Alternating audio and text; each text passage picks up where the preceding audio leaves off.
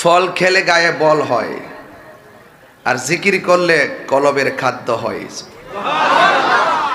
গিজাউল কালবে জিক্রুল্লাহ, আত্মার খাদ্য হলো, কালবের খাদ্য হলো আল্লাহর জিকির। জোরে বলেন না সুবহানাল্লাহ। তা আল্লাহর ওলিদের জীবনী তালাশ করে দেখবেন, তারা বেশি বেশি গভীর রজনীতে জিকির করতেন। কি করতেন? জিকির করতেন। রাসূল বলছেন, 5 ওয়াক্ত নামাজ পড়লে বান্দা খাঁটি বান্দা হয়। মানে একটা খারাপ ছেলে ছিল, 5 ওয়াক্ত নামাজ পড়ে, মানে এখন তারে সবাই ভালো কয়, ঠিক কিনা?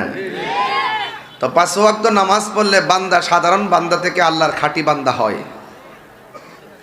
আর রাসূল বলছেন 5 ওয়াক্ত নামাজের পাশাপাশি যারা বেশি বেশি নফল ইবাদত করবে, আওয়াবিন পড়বে, চাশতের নামাজ পড়বে, ইশরাকের নামাজ পড়বে, তাহাজ্জুদের নামাজ পড়বে, বেশি বেশি নফল ইবাদত করবে, এই বান্দা আর বান্দা থাকে না, এই বান্দা আল্লাহর বন্ধু হয়ে যায়।